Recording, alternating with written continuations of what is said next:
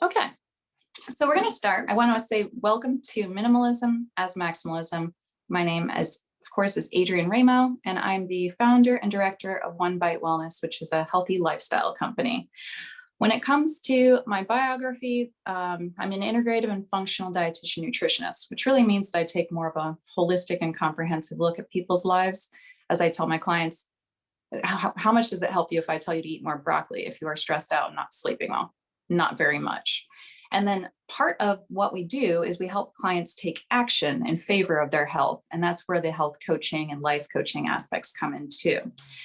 As the leader of the Columbus Minimalist Group, I've been involved since 2014. And I find that organization is so key for all aspects of life, improving our finances, improving our relationships, improving our health. So it's very far reaching. And part of my mini minimalism journey, I grew up with my father in the military, so we moved quite a lot. I lived in 14 different places in 13 years, and we regularly divested our possessions as part of the whole moving experience. But then when we settled into Columbus, I found that this was more of an accumulation phase that just kind of went on for a while. There was a little some would call trauma. I call it a tough time financially for the family. I remember getting like free lunches at school and things of that nature. And during that tougher time, I found that I started to save things, and I would buy things that were on clearance or that I perceived as having value. But really, I just started accumulating more and more things in my room, in my parents' basement. And then, of course, as I moved around to my different apartments, I felt like a turtle shell that was just carrying more and more with every move. Then minimalism really came into my life, and it was an idea that really changed everything for me because I had never really thought about what I was doing, why I was accumulating things, and just being on this journey of reducing physical clutter, but also getting more into the essentialism phase has been huge. Now, as part of the journey, I found that there are lots of things to declutter. It can be as small as things like paper clips, socks, or magazines. You can start with clothes, papers, old sports equipment, 35 mugs in the kitchen, or regular kitchen gadgets, and getting rid of those things. You can also focus more into the large stuff like furniture or extra vehicles that are not being used, maybe friendships or relationships that aren't mutualistic. For me, it was also decluttering the religion that I was born into. And part of that was looking at my mindset, the beliefs that I had, and kicking old undeserving beliefs out. And my intention for you today is to help educate and empower you to create calm from chaos so that you have more freedom, time, money, and space for the people, projects, and activities that you love. So let's dive into where minimalism comes from.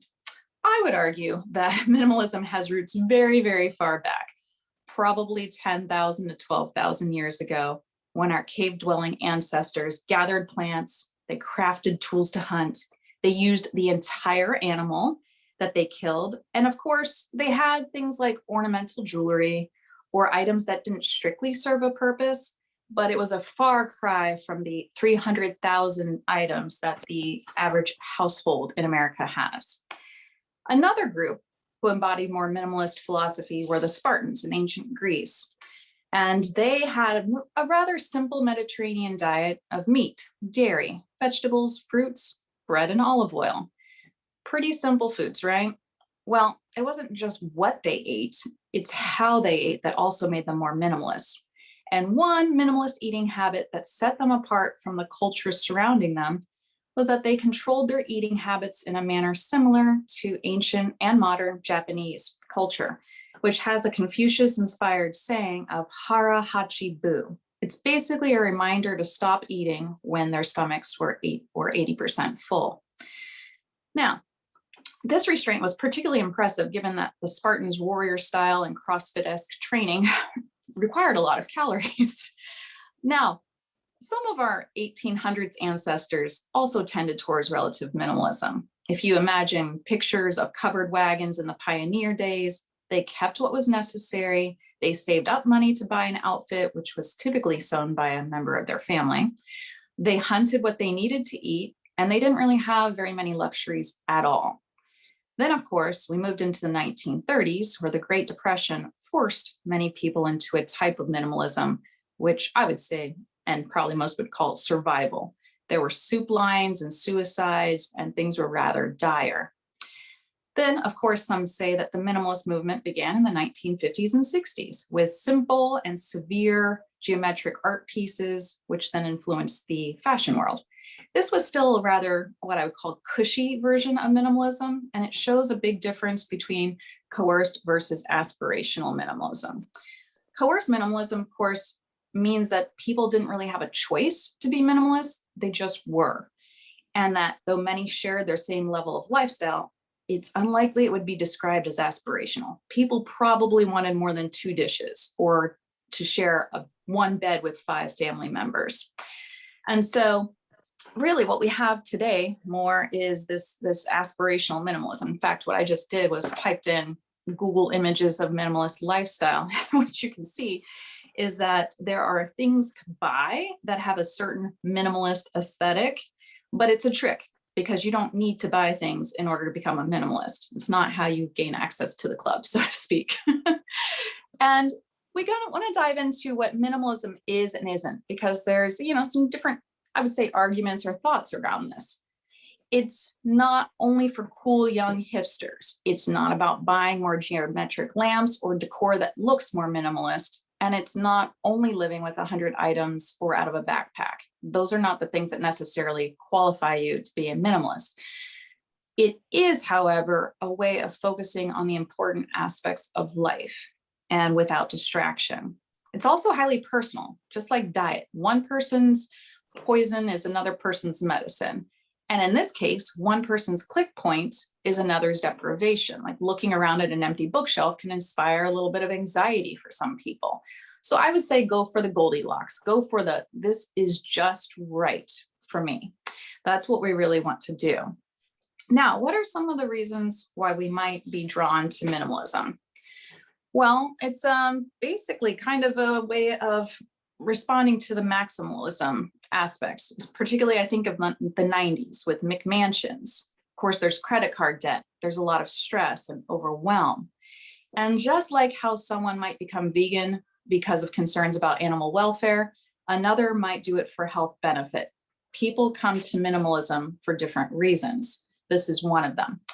Minimalism, for the rebels out there, it's slightly counterculture to the consumerist society we live in, and it causes us to really examine and challenge the beliefs we hold true, the mindset we have. Some of these have been inculcated early in life by marketing. And of course, marketing is primarily based on fear. It goes something like this. How could you possibly attract the love of your life with that breakout on your nose? Use our face wash or concealer. We've defined success, and it's driving this car, the commercial will say. Who cares if you go into debt for any of your acquisitions? Everybody else has debt too. So take comfort that you're still part of the in-group. Besides, here's a bank with low interest rates so that you can, quote unquote, save enough money to take your family on a fabulous vacation. All of these messages sell us on the idea that we are not enough, but that we can spend our money on things that will make us better, happier, successful people. And we humans have had a strong history of falling for these lies.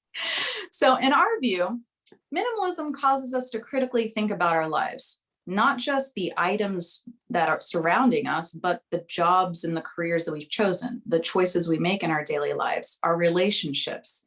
And it helps us to remove some of the layers that stand between us and maximizing freedom and maximizing joy in our lives. So, like I said, this could take the form of removing physical items from the environment. For some, starting with clearing out clothes or old shoes, picture frames, or miscellaneous items can be great. But you can also reduce the activities or social ties that don't bring a sense of growth or joy. And by doing this, we create space, not for more stuff, but for the dreams we have underneath the surface of the stuff. Space for new people who inspire and share similar values can come into our lives. We can provide space for ourselves to relax on an afternoon, reading a book by a pool without worrying about when we're going to dust or vacuum the 300,000 items in the house.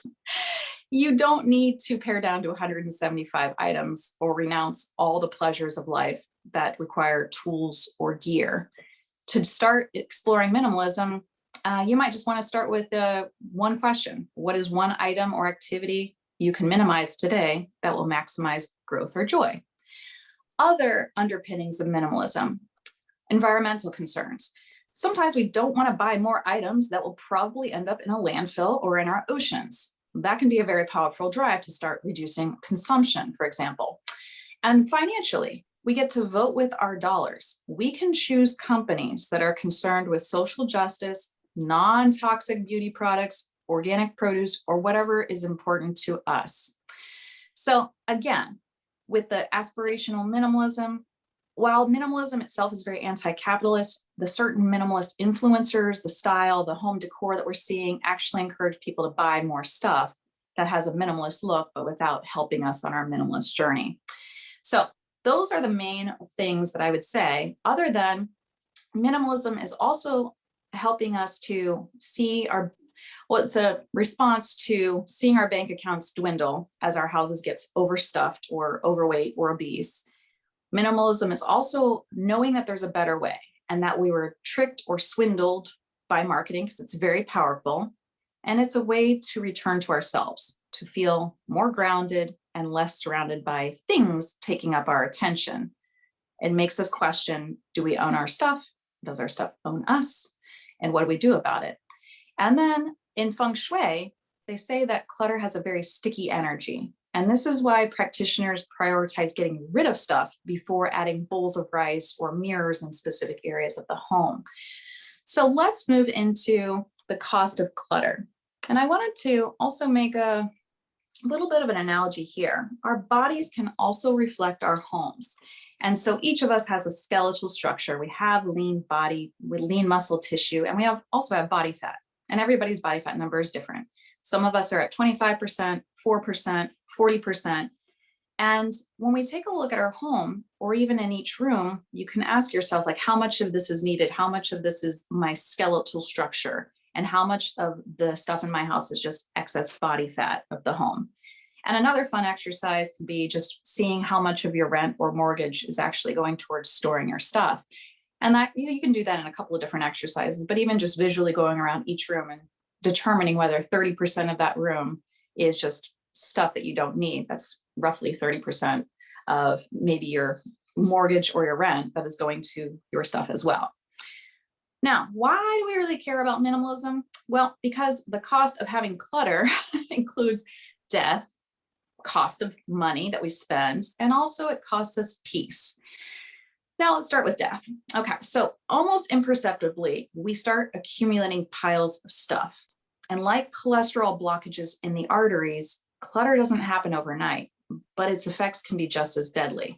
And it's true, people have died from extreme clutter or hoarding in their own homes, whether it was fire that they couldn't escape from or being crushed and hidden by their stuff. There's some very interesting news stories out there.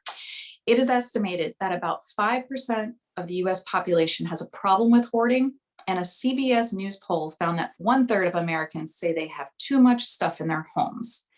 Now, when it comes to money, where do we put this stuff? Well, about 10% of American families rent storage space for belongings that don't fit into their homes or for items they're not ready to part with.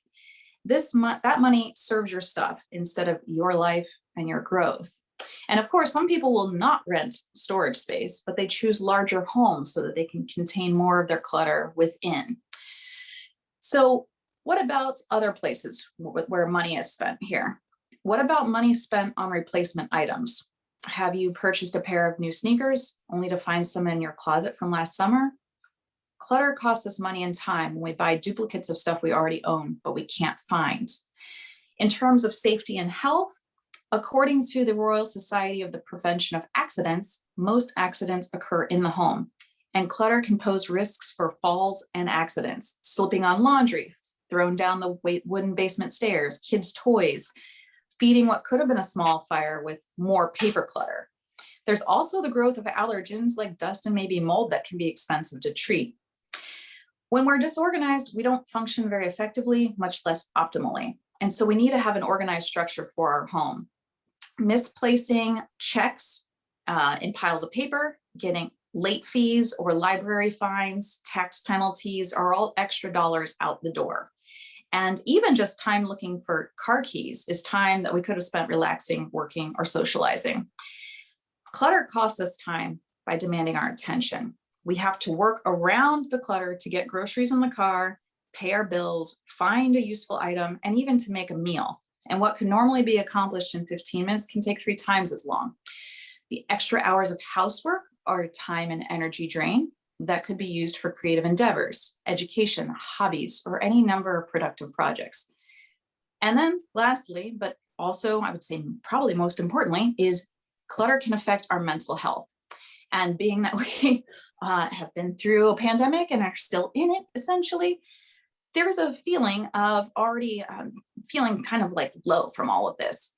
And our clutter can add to this. And there is a feeling, there's a difference when you enter a dwelling that is, and the space is bright and clean and welcoming versus one where shoes are strewn all over a dirty floor. One client felt that her life was becoming unmanageable and she was dealing with increasing amounts of anxiety and depression. And it turns out that she didn't need to increase her meds or get more pharmaceutical pills. She needed a clean and welcoming sanctuary to call home. So we made a couple of recommendations and she took it and flew with it. She hired an organizer to help her declutter and a housekeeper for occasional detailed cleaning visits.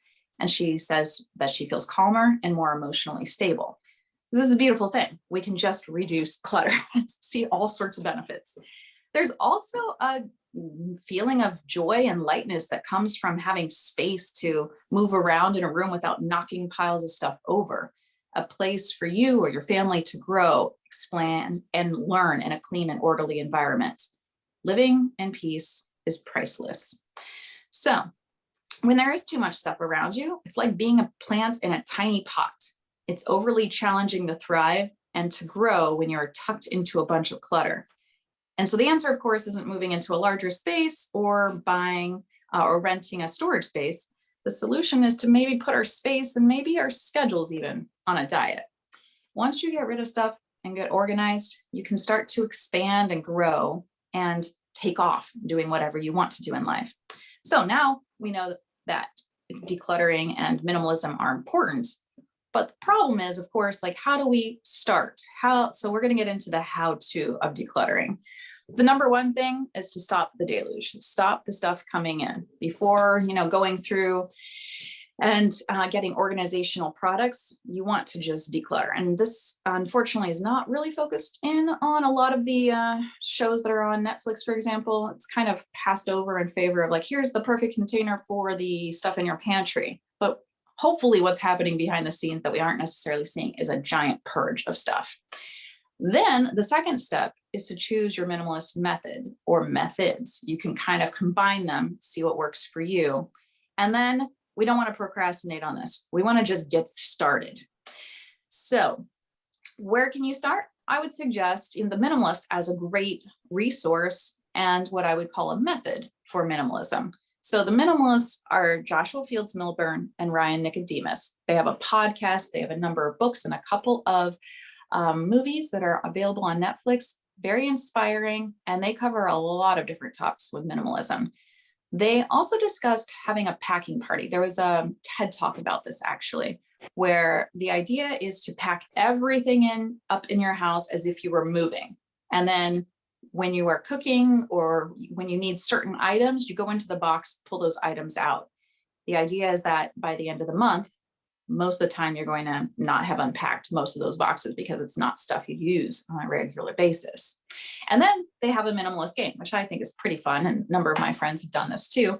The minimalist game is basically getting rid of the number of items of the day of the month. So on October 1st, for example, you would have gotten rid of 1 item. On October 2nd, 2 items, and so on, all the way through the end of the month. And by then, you will have gotten rid of more than 400 items. And again, it's kind of fun. You get an accountability partner or friend to do it, and then you can kind of keep each other supported through that process. Now, another popular method is the Marie Kondo or KonMari method. The main points in her method are declutter and then to organize, which again is important. You want to start purging stuff before you start figuring out how to contain it. So the other part is that she says tidying is meant to be a one and done marathon. So she talks about going through everything in your house at once and then you maintain it. You're not meant to be tidying or like cleaning or decluttering for the rest of your life. I think that this is a little bit hard to do because there's always stuff that comes in, whether it's through holiday gifts or just things that happen. And so I think a regular looking at everything that's in your clothing, your closet is actually pretty important.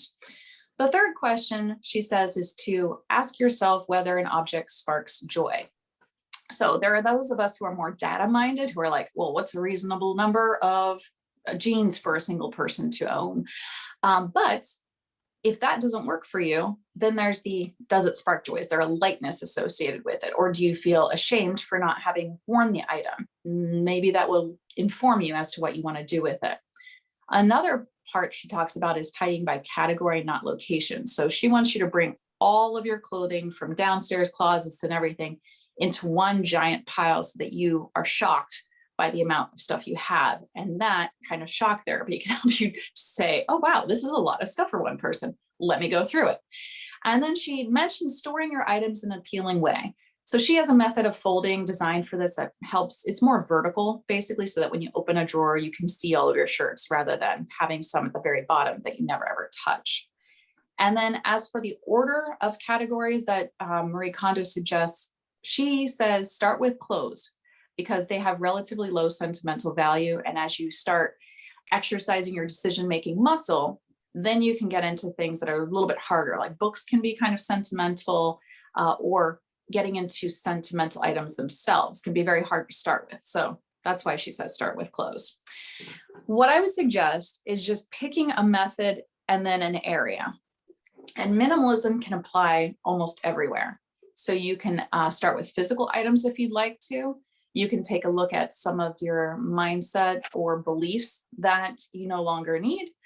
You can take a look at finances, your relationships, and your social activities. You might want to start with your schedule or planner. That's what one client did.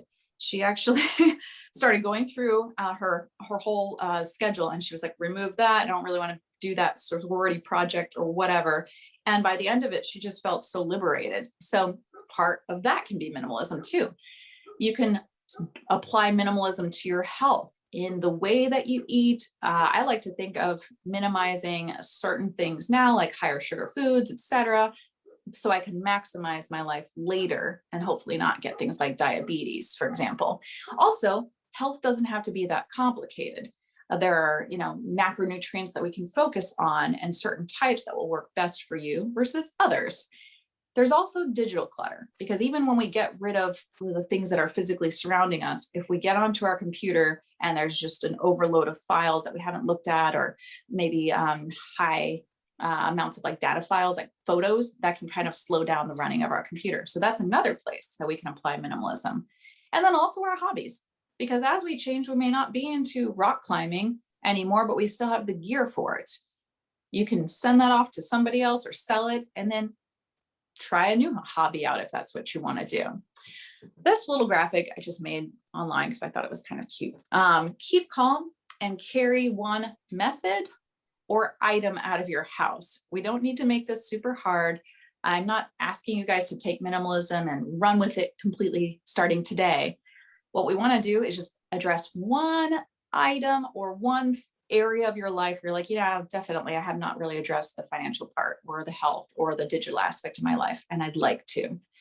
There are, however, barriers to decluttering and minimalism. And so I would be remiss if I did not mention these, because these things can actually hold us back a decent amount and prevent us from moving forward. Feelings of guilt. Usually this arises when clients will say things like, oh, my aunt gave me this vase and I don't really want it, but I feel like I should keep it. And like, it's just weighing on them and they don't need to keep it. So we kind of talk through that. There's fear, especially if you've had any sort of like little T in your life, little trauma or a tough time where maybe money was tight or you didn't know if you would have extra clothing in the future. So you saved it all. There's also the sense of shame sometimes that can be a barrier to minimalism. There's a feeling of overwhelm, of not even knowing where to start. Feeling attached to our stuff, like sentimentally, books even. I feel bad even just mentioning books because I feel like they're amazing, and it's hard to declutter those. But sometimes it's primarily a sentimental attachment we have to them, or to jewelry. And the other aspect is that we may not know how to organize stuff. We like the idea of being organized, but we don't actually know the step-by-step that we need to break that down and make it apply to our lives. And then, of course, my old friend, perfectionism. If you are anything like me, I'm a recovering perfectionist, and perfectionism really freezes us because it's like, if I can't do decluttering or minimalism perfectly, I'm not even going to try at all. Whereas we could make some progress and see some changes, and that would be good enough. Again, the Goldilocks principle there. And it can also lead to procrastination, because if we don't feel like we know how to do it, or if we're feeling stuck in guilt or shame, then we procrastinate on moving our lives forward with minimalism. So here I would enlist a friend or some sort of helper or guide to help break through these obstacles and just provide support, because this can be a very emotional experience for some people. Now, a couple of things to remember. Too much of a good thing can flip to bad. Minimalism is a tool. It is not a religion. So there's no need to get dogmatic about it. And minimalism can cause more harm than good, depending on your mindset, because it's the opposite side of the coin of hoarding, but still OCD related. So if you're like constantly saying, oh, what can I get rid of today? What can I get rid of today? It's not even so much we want to ask that question as much as the question of, if I were moving into this room or this house today, imagining you have a blank slate, essentially, what would I actually love to have in here? And I like this idea because it's curating versus focusing on decluttering all the time. And that can be a shift in our mindset too. Like, what would I actually put here versus what can I get rid of? There is always a next level. And especially this will come up with comparison with others. If you're looking at others' blogs or Instagram, one of my friends, she's awesome. I basically like give her ideas sometimes and she just runs with them. So one of the things is minimalism. We were talking about this years ago. And then she texted me recently and she's like, I got rid of my wedding dress. I donated it. I'm donating my wedding ring and her engagement ring. They're the same thing, to help get clean water in Africa. And she shredded her diplomas. I'm just like, some of these things, I am just not there yet. And so you don't want to compare yourself with others, but you can see like, wow, there's always another level, even when we get rid of a bunch of our books, etc. You just need to remember that your Goldilocks goal is to figure out like what feels good for you, what's just right for you in terms of what you own, in terms of how your schedule looks and how you spend your time. And that's going to be what serves you. So don't compare. Are you ready to implement? If you are, I would say your minimalism life work, instead of homework, is to ask yourself a couple of questions. If you want a less complicated life, the key is to start now, not procrastinate. Don't let things hold you back. You can choose to improve your health. You can choose to improve your wealth, your relationships, and or your physical space. So just choose one area. And then ask yourself, what can you minimize in order to maximize? Whether that's physical items for physical space, your schedule, and all the things that you are signed up to do in order to maximize time with your family or pursuing other education. Will you be employing more minimalism, essentialism, or maybe both in the coming year? What are your areas of focus going to be? We didn't really cover a lot about essentialism, but basically that's kind of more the non-physical aspect of minimalism and matching your values with your actual actions. My magic specialty is creating results of peace and empowerment through utilizing organization principles with clients to design both, personalized diet and menus, time and self-mastery, as well as home and healthy lifestyle routines and programs, because all of this plays together. If our kitchens are not clean, we're not going to want to cook, which is going to impact our health. So everything is related. What I'd like to do now is to turn into some question and answer time. But before we do that, we can continue the conversation at the Columbus Minimalist Facebook group. There's support. People will post different articles. We haven't gotten together in person, so we're still evaluating how we're going to do that in the future. Or if you would like to contact me directly, you can get a complimentary 20-minute discovery call where we go through your health goals or organizational goals and how we work together to achieve those. And you all know Richard. I would love to say that, I paraphrase this, minimalism is the least that you can do, essentially. So with that, I'm going to come back online and answer any questions that you guys have. Start the video, stop the share. Okay. Any questions?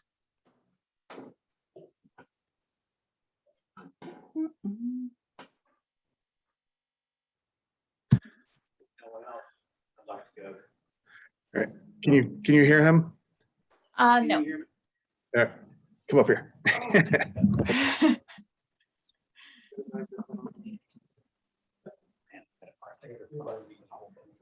Welcome to the front of the class. What am I talking into here? Now can you hear me? Yes, very clear. Okay. All right. The whole time that you've been talking, I've been thinking about my wife. So she loves to watch hoarding, the show. Oh, yes. And we are nowhere near that, of course. I'm a financial planner, so financially everything is in very, well, I think it's perfect order right now. So Great. I'm kind of I want everything in a place neat, nice, but our house, you were talking about, I can't turn around without tripping over something, knocking something over. If she's out of the house, I just go off. Like I can't effing turn around and walk without bumping into something. Now, the problem is if I was to bring this up, like I have a couple times, like, hey, it's a rainy day. Let's start working on this room. She just reverts, then, oh, I know it's such a mess. I got to do something. But how do you, what's the impetus? What's the way? And I should also preface this by saying she's clinically diagnosed with depression. I think the clutter contributes to the depression, in my opinion. I'm gonna play junior psychologist here a little bit. So I think, when she watches the hoarding, it's like, hey, it's a way for her to go, oh, well, they're a lot worse than I am. But we're getting to that point where every room is more and more stuff, and there's no place else now to store anything. Now I like to buy books. I'm guilty of that, but I've got bookshelves and everything built in or upstairs and everything. I should probably get more from the library, but that's something that gives me joy is owning books. And I know there's actually a word for it, where a Japanese term where you buy more books than you ever read in your lifetime. Yeah, I don't know what that one is, but I know what you're talking about. I can't remember the term. I got it written down somewhere, but like I use Evernote to store as much stuff as I can digitally to get it out of my little office area. I don't want any more paper, and Evernote is like the amazing tool to do that. So I guess my question is, and maybe I need to talk to a psychologist, or maybe we need to talk, and I probably will be contacting you to bridge that, to broach that with her without, and I don't do it, I don't think in a way that's like accusatory. It's like, hey, let's work on this. It's a nasty day outside. She loves to work outside, and I don't begrudge her that. But when wintertime comes, it's all like, oh, well, the weather's crappy. I don't feel like doing anything. It's like, okay, here's some things we can do that will make you feel better, because the room will be cleaner and neater and nicer. And she loves to go to thrift stores. And I think, comes home with more stuff. And so this is probably way beyond, but I'm just wondering the intro to broach the topic with someone that feels that guilt and shame. And so do you have any suggestions for that? Or is there a suggestion that I call you and we talk? Okay. So I'm going to address a couple of things that I heard you say. Yeah, I know it was a long rambling. I'm going to put my mask on. We can continue the conversation, but you did mention that there's that comparison to hoarders, which yes, it can serve a purpose of, well, I'm not that bad. We're comparing ourselves to, like extreme like decluttering and everything. Right. But with depression, there is that like cycle of, I feel depressed, I gather more stuff. Deeper than that, there could be some sort of trauma. There is a reason that this is going on. And usually clutter is a symptom. So We don't know what that might be. So that's where I would definitely talk to a therapist or a psychologist, maybe just get in there and like try to understand what's going on. That's what I like about the Hoarders show. They kind of bring in somebody, but they do everything too quickly. And if you've ever seen some of the follow-up videos, like most of them are like right back where they began because it hasn't truly been addressed. So clutter is definitely a symptom of what's going on. For some people, gathering more stuff, whether it's from thrift stores or just in general, can be comfort. It's like with what we deal with in the dietetics profession, food as comfort, because we can't deal with our feelings or we're afraid to feel our feelings. And so we just anesthetize with Haagen-Dazs or whatever's quickest. It's like a quick little fix for our neurotransmitters to be like, okay, we have a little party going on. We feel better now, but it ultimately doesn't last. So this will probably be a step-by-step process for probably a year, honestly, like just talking with a therapist, kind of working through some of these things that have been long-standing habits, ways of thinking, and trying to introduce new ways of comforting or just sort of like relieving some of that depression. So I don't know if that's like, it's kind of a multifaceted answer, but yeah. Well, I think sound? obviously it's way too complicated to get into one question, and probably I will probably be in contact with you because I mean I need to do something from my side because I've tried to create more space to store stuff, but I feel sorry if something happened to the two of us and someone had to go in and clean out our house right now. Wow. They would have a long, arduous. Now, we don't have a huge house. It's only 1,600 square feet. So we don't, and we don't have a mortgage anymore. So. Those are some really great things. It's frustrating to me. The one real frustrating part to me is that it's frustrating for me, but I can't broach the topic because she immediately reverts to this. Oh, and then, okay, that makes her feel worse now. So I just like, don't say anything and hold it all in. Okay. So that, yeah, there's I definitely. got to put my punching bag back up. There's what? I said, I got to put my punching bag back up, but she knows when I hit that I'm frustrated. And then she, everything she thinks, she'll say, oh, I did this or I did that. And I'm like, it's not always you. Sometimes maybe I'm just pissed off. So okay, sorry. So I've been looking at those, maybe a second question related but unrelated. The online therapy things that you see advertised, what any thoughts on those as someone as therapist versus seeing someone local who no one's seen anybody personally right now? There's like better help. And so there's one that's strictly cognitive behavioral. And I like to study Stoicism, and a lot of the things you're talking about come right out of Stoicism too, I think. They're talking about focusing on the essential and jettisoning the inessential. Oh, I'll shut up now. So I think I'll be contacting you. Okay, I can kind of address some of this. It's possible that, because you're kind of like the prophet in your own town, you and your wife are obviously so close, our partners can feel attacked when we bring up a topic that is very triggering for them. So that's where I would definitely suggest a more neutral third party, like a therapist, to kind of discuss more of that stuff. I can't speak to certain therapy sites, but in general, if therapist online, you can even just like find ones in Columbus even, but they will host them virtually. And if your wife feels comfortable, or the therapist might kind of say like, hey, can we turn the camera around so that I can get an idea of what this space looks like? It can still be helpful. I would probably find somebody who specializes in trauma and or more hoarding tendencies, even though she's not a hoarder, just to kind of like get somebody who's very knowledgeable about that area too, just to support. So hopefully that helps you. Does anybody else have any questions that I can try to answer? Yeah. I'm not sure how this works. Yeah. Come up here. Which area? Okay.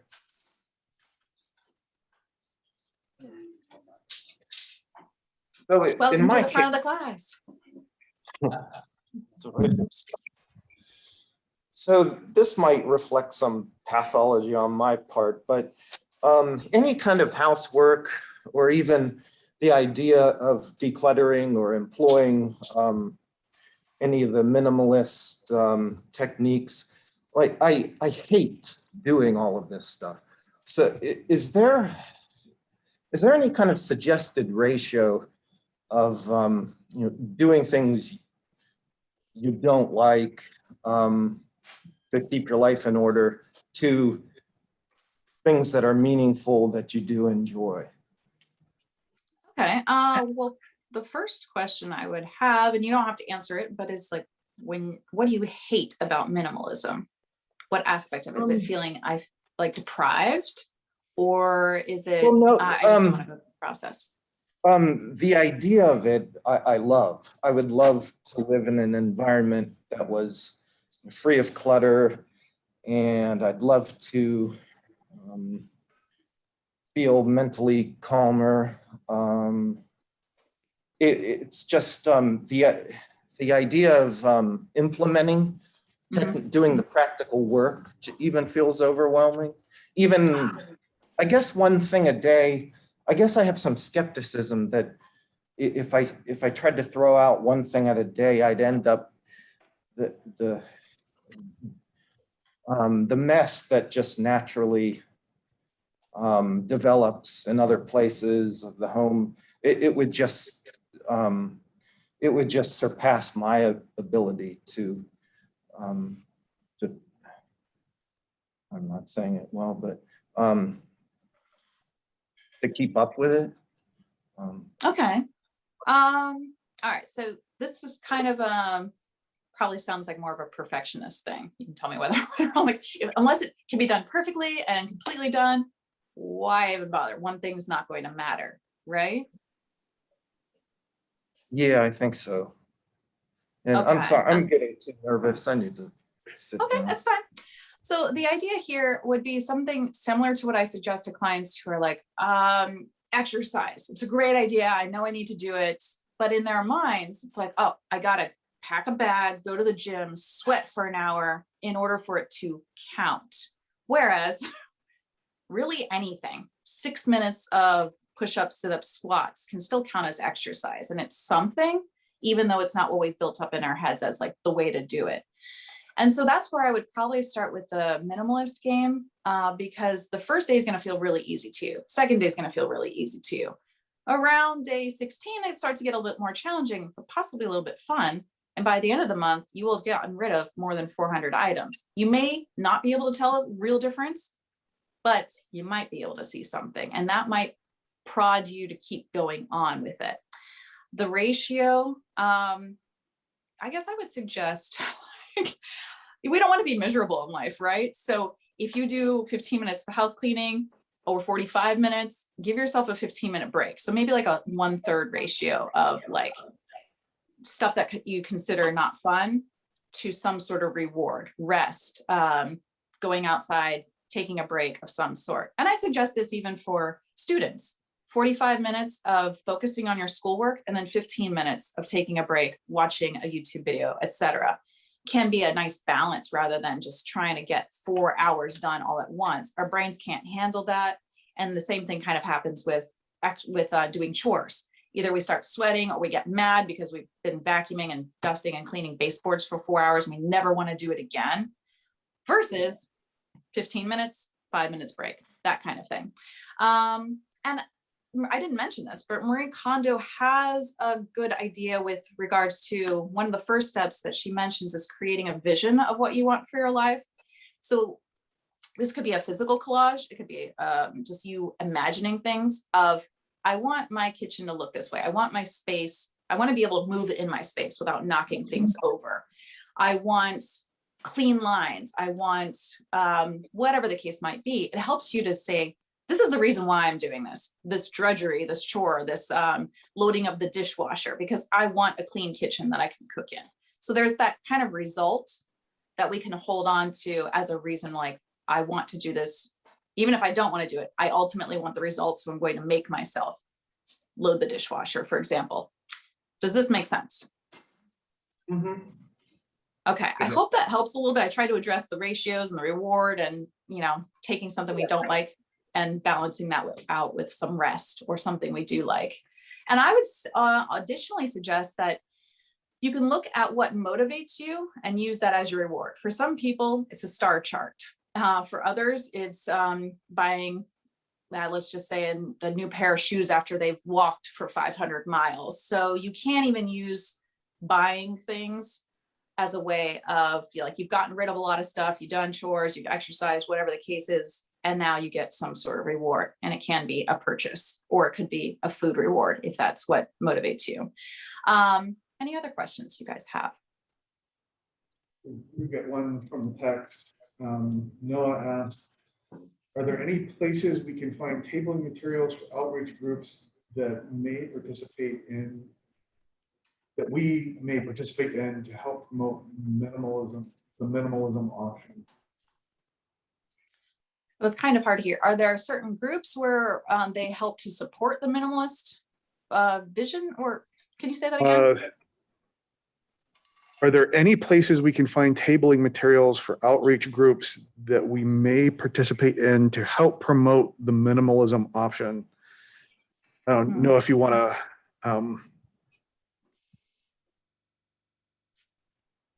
I don't know of any, but I would suggest maybe reaching out to the Minimalists, the Ryan Nicodemus and Joshua Fields Milburn. They might have some materials. I don't really know what else to suggest other than that. Sorry. All right. John, you have a question? Go ahead. Yeah, I remember in your talk, you were talking about a woman who sold her wedding dress, sold her wedding ring, and shredded her diplomas. Yeah. The wedding dress, okay, maybe. The rings, I hope she's divorced. But the diplomas, I mean, diplomas take up no space at all, and they represent such an accomplishment in your life. I think I would be worried about somebody who would go to that extreme.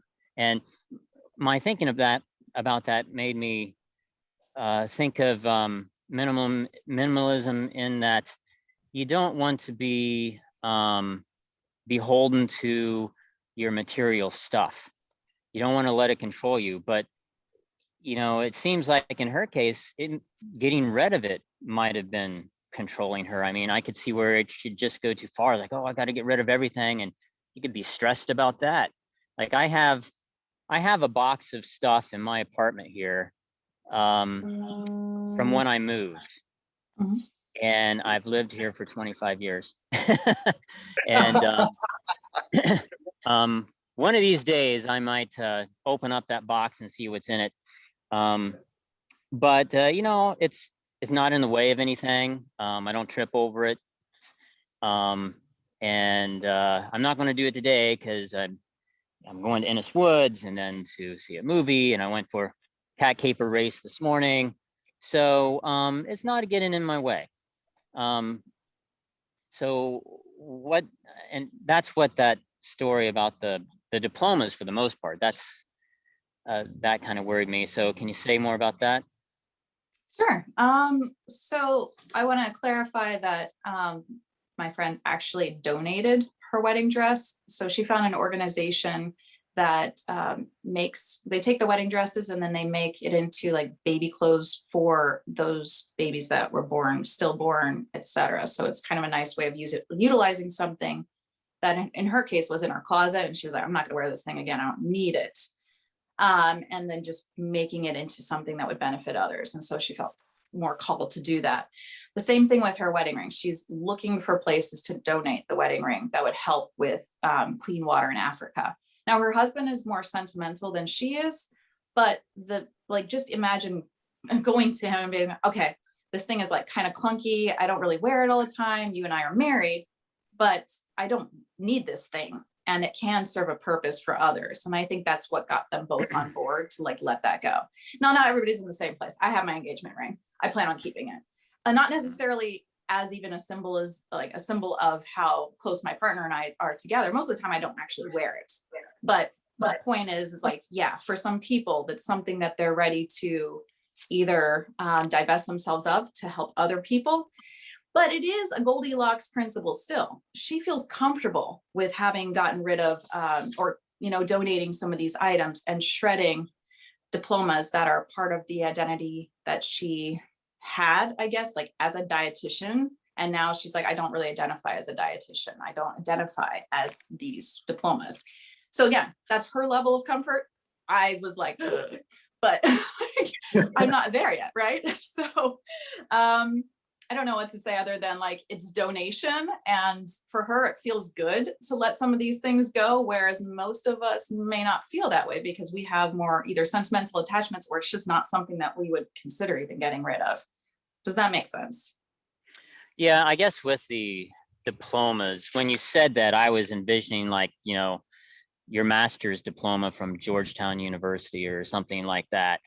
You're just not going to shred that, or you really should not shred that. But, if it's a certificate or if it's, like you're saying, some direction that she had gone and was going in a new direction and wanted to do something to just kind of show that, okay, I'm done with that path, that makes a little more sense. I know for me, I'm very sentimental about things. And once, and some of my keepsake boxes I actually have gone through. And one of the things that I did for a lot of stuff was I would take a digital picture of things. And that way I can, I can look back and I have,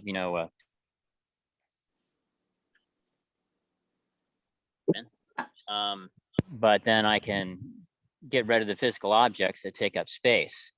And, I have all of the pictures from every vacation I've been on for the past 20 years in a single hard drive. So, I mean, digital pictures take up nothing. But yeah, that answers the question a little bit. But, well, I guess about going too far. I mean, have you ever needed to counsel people say, maybe don't let minimalism become a problem in itself. You want minimalism to help free you from Yes. materials, not become a new page. Those are regular conversations I have with people who've been doing have been on the minimalist journey for a while, and either they are feeling like what's the next step, or they're comparing themselves to people who have gotten rid of more than they have. But I always ask, like, why? Are you doing this out of fear? Are you doing it as it's, like, I'm not a good enough minimalist? Because this is all meant to enhance our lives. And it's the opposite effect, again, of hoarding. We can go too far with getting rid of things. And it is possible to do that. So I always try to bring people back to, like, what is your click point? Because your friend getting rid of her wedding dress, donating, etc., doesn't mean you need to do the same thing. If that's not something you're comfortable with, or you find joy in your wedding dress, then hold on to it for now. You'll be able to decide again in the future. And you might be at that next level, but you also may not be. And that's perfectly fine. Everybody's journey is different, just like everybody's diet and lifestyle needs to be personalized to fit them. There's no one right way to do things in life. Okay. Thanks. And more than anything, I hope that the message for all of you guys is not that we need to go home and do more and be better minimalists of any sort, but to start just being aware of the areas of your life that you're not particularly satisfied with, and starting to think about, okay, well, where could minimalism or decluttering start for me? Do I start with the clothes? Do I start with whatever? And that way you're moving on a path, you're tweaking things a little bit, but you're not having to go full bore 100% in, and or being procrastinating because it's so overwhelming. So just one small step today can actually impact your life years from now. So just get started, but small, but very small. Yeah. So we've got Noah shared a quote. All of humanity's problems stem from man's inability to sit quietly in a room alone. It's from Pascal. And while you were doing this, I was thinking there's a Teddy Roosevelt quote of all people. Comparison is the thief of joy. I definitely agree with that. We have one from Noah. Are you aware of any connections to the onslaught of social media affecting people's quote unquote needs for getting and having things? For example, the need to show off a thing we buy or receive to get validation via the likes and comments, especially for our youth on Instagram and Facebook who grow into this culture and don't have another way of thinking like us older folks. There's definitely a connection there. You may have seen people will do hauls of things. And so popular, it's like shopping, like here's my shopping haul from Target, and they will show all these different products that they've gotten or clothing from a certain clothing company. And it kind of does create the so-called need for them to keep buying stuff because their whole channel is based off of that. And then for those who are following them, they're like, oh, she has the coolest stuff, I'm going to continue to buy more stuff too. There's also affiliate programs and things of that nature where people, with these social media programs, platforms, it's the word I'm looking for, their space essentially, is to say like, okay, I'm an affiliate for Abercrombie and Fitch. Here's all their newest stuff. Like, look at the link, buy these things, and I'll get a percentage off. So they are going to keep buying stuff, and they're going to encourage other people to keep buying things too. So the question is like, how do we curate this? You have to curate your Instagram feed, your Facebook feed to feed you the stuff that you want to see. So I would encourage maybe young people to look at more minimalist types of people, follower or people that they can follow. Same thing with Instagram, maybe following somebody who's an essentialist and learning what that means versus just following people who keep showing us what we don't have and what we quote unquote should have. Yeah, there was a story that just came out. Apparently someone invented a browser extension that allowed you to unfollow everybody on Facebook. Like literally everything that you have on Facebook, it clears out your news feed. And of course, Facebook immediately attacked them and shut it down because why would you want people to have control over your news feeds? That's all right, Bob. You always have to ask yourself who profits from this. So that will take care of a lot of things.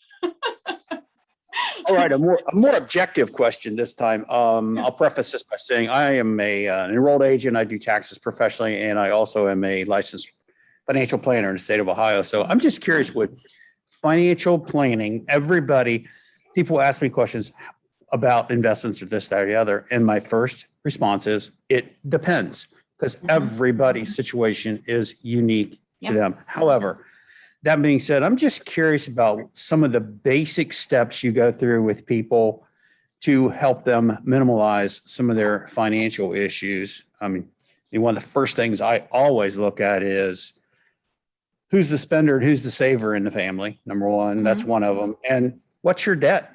You want to get people's debt down. Now, I am not a Dave Ramsey fan. I'll say that right off. I think he's an arrogant ass, but I do agree that, there's good debt and bad debt. So I'm just curious about some of the steps you go through, whether you guys do that or you farm that out or how that works.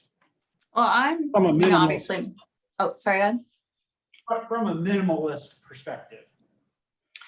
I'm just looking at how you, from a minimalist perspective versus, say, going to see some financial plan, going to some financial planning firm or something like that. So I'm just curious with the basic steps that you guys go through to deal with those issues. Typically, you have to do an assessment before you do anything. So whether that's with dietetics or whether that's with, what you do with financial planning, you have to know where somebody's coming from, what they want to accomplish, and how to get them there.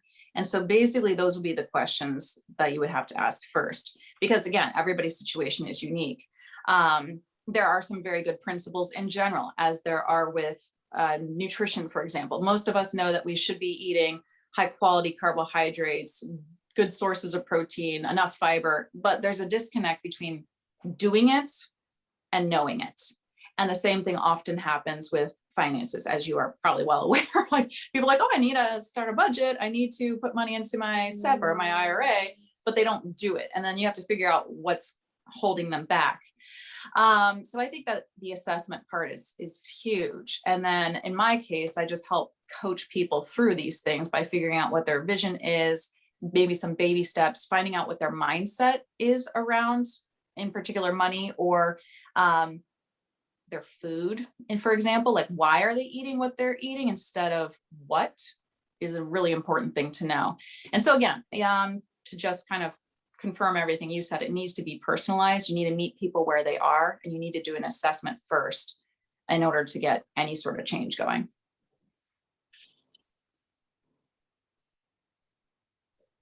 Any other questions? I can talk about minimalism all day. I have a question. When I think about, things I've bought in the past that are non-essential, books or, decorative things, or just things I'm interested in, music, anything like that, and you buy it and you enjoy it for a while, then it just kind of goes on a shelf. And so part of when I think of this topic, I think about, well, what can I get rid of? My wife and I say divest of our possessions. Mm-hmm. But I also, when I think about when I want to buy new things, what I try to do is I try to say, okay, this is not essential.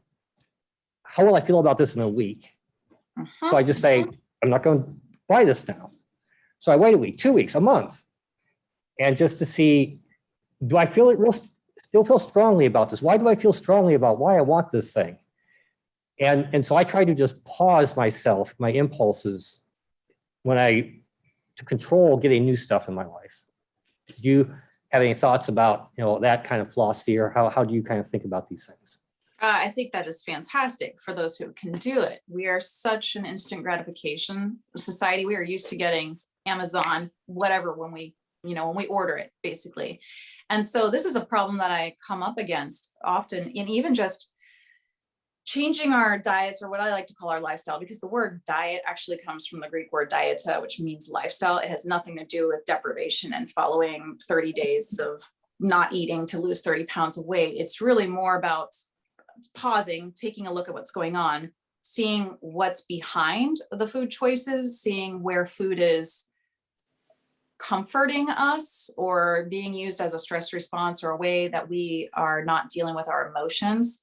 And so the pause there is extremely important. And I wrote a blog about this, specifically dealing with food, called Emotional Ice Cream. And in that blog, I talked about how, because we're not so aware sometimes of our instant actions or reactions to what we're thinking, we eat an entire Haagen-Dazs. We get to the bottom of the pint, we're like, well, what just happened? Like, just completely numbed out and foggy thinking. In the future, through working together, you can get them to start seeing, like, okay, I am coming home. I had a really stressful talk with my boss. I am opening up the freezer. I am grabbing the Haagen-Dazs because right now I don't feel like a bath is going to help me. I'm not ready for that. And while they're eating the Haagen-Dazs, they're still like knowing that it's still their stress response and they're doing it.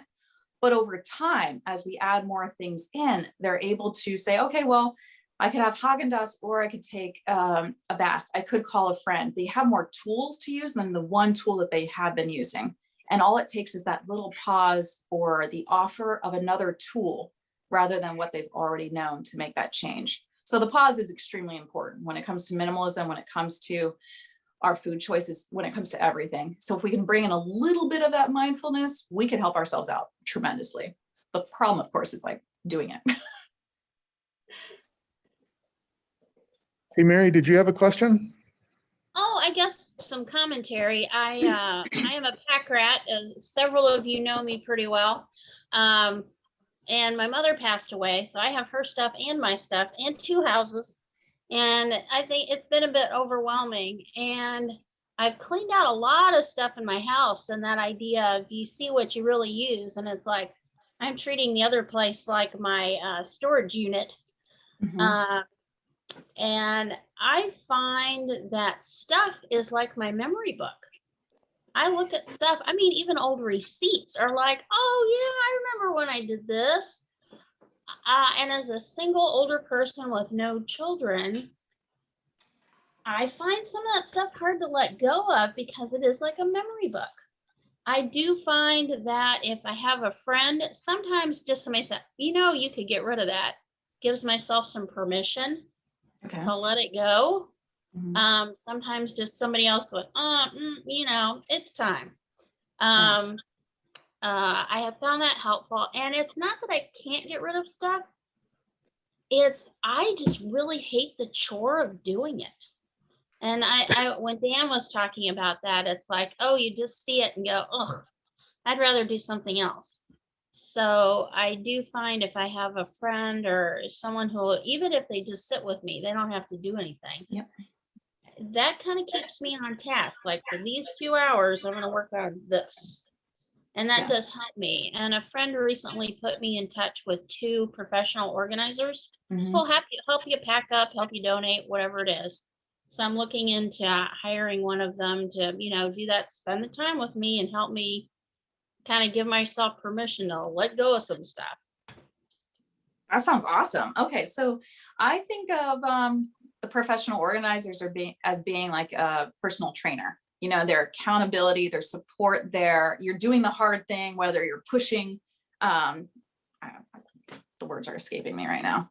Heavy lifting with your legs. I don't know all the technical terms for that, but like there's somebody there to be like, okay, keep going. You got this. Here, take a break. And also listening to the story. One of my friends actually did this for me, and I found it very helpful. I was going through jewelry, and I was like, oh, this choker I remember wearing in high school, or this boyfriend gave me this necklace, and just telling her the story, and then her saying like, well, do you still want it? I'm like, no, actually, I just needed to get the story out. Thank you. There's a therapeutic part to talking about it before you let it go. So I think that's another great idea. And then the permission to get rid of things. Sometimes having our own permission isn't enough, but when somebody else says, you deserve rest, you deserve healthy foods, you deserve a house that feels good for you. It's like, oh, I do. Okay, I'm going to do that. I hung on to something very sentimental for a long time. It was, do you remember when Harvest Gold and Avocado Green was popular? Well, I was getting married. My grandmother had recently died. And my grandfather brought me a wedding present that was like kitchen towels. And it was those colors, which was like, no. I hung on to that stuff for 30 years because it was like my dead grandmother picked this out for me. And finally, my mother said, do you ever use this? And I'm like, no, but dead grandmother gave it to me. She said, give it to your brother. He and his girlfriend won't care in the least that it's Harvest Gold and Avocado Green. It'll get some use out of it. Like, let it go. And I needed her to help me say, okay, it's all right. Let this go. You can definitely, like, getting that permission, that outside permission is huge, or even just a friend to kind of talk you through it. Like I mentioned, but I'll just share a quick thing. I held on to my grandpa's trumpet it was like made in 1925. I thought it was pretty cool. It was like one of the only things I had from my grandpa. And I was able to put it on eBay last year. It didn't even work for one. Like I took it to get it repaired. They couldn't actually repair one of the pieces. They just cleaned it out. And I was like, okay, so I have this defunct trumpet. I don't know how to play the trumpet. I have no desire to play the trumpet. I don't even want to use it as decoration in my home. And I'm pretty sure my grandpa is not like going to haunt me if I get rid of this thing. So I was able to put it on eBay, and some guy in Amsterdam, I believe it was definitely in the Netherlands. He was like, I would like this trumpet. I was like, even though it doesn't work, he's like, I can fix it. And I was like, well, there you go. I don't need this in my home. It can go to somebody else who will actually use it. And so it can be helpful for us to even have somebody who wants something that we don't want anymore, rather than just like donating it to Goodwill. For some of us, that's really hard because they're like, I don't know what's going to happen to it. It's going to end up in the landfill. I'd rather somebody else takes it. So it does help if you have a brother or somebody who will take something that you don't care about, but that you want to go to a good place or that has memories.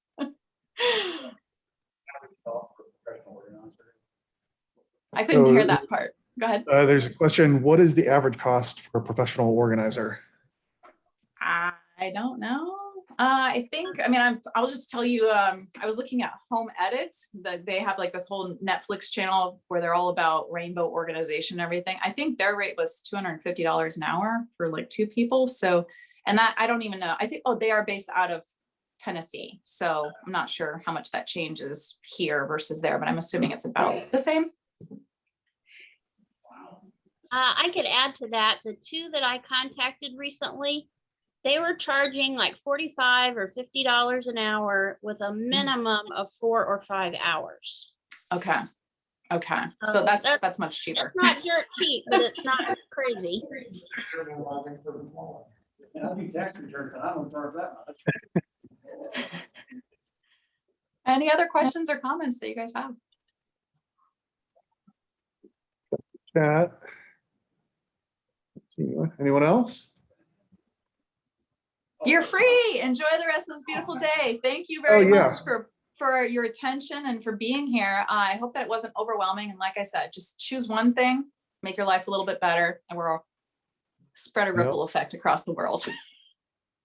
Awesome. So if people want to get in contact with you, how can they do that?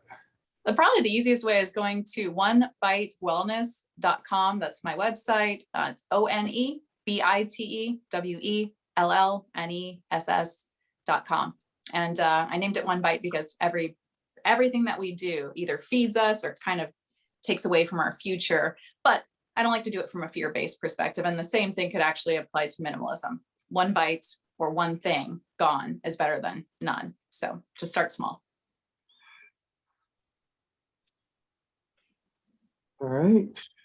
Well, thank you very much. Oh, thank you. Thanks. Thank you all. All right, take care. Have a great day. Thank you. Thanks, you too. And with that, Thank you.